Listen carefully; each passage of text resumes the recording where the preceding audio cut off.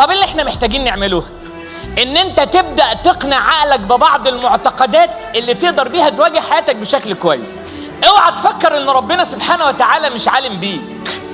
مش عالم بالأنين اللي موجود في قلبك، مش حاسس بكم المجهود اللي انت بتبذله في حياتك،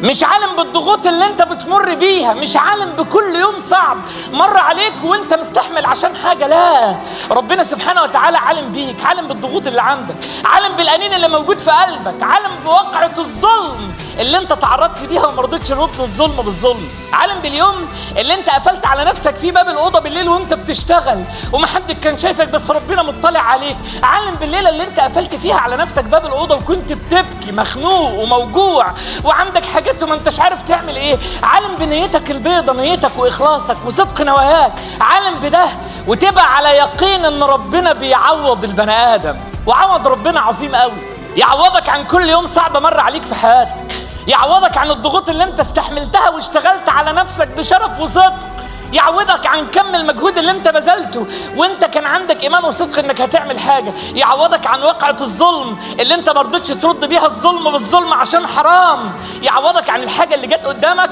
وقلت لا حرام انا مش هقرب لها حرام، يعوضك وعوض ربنا عظيم.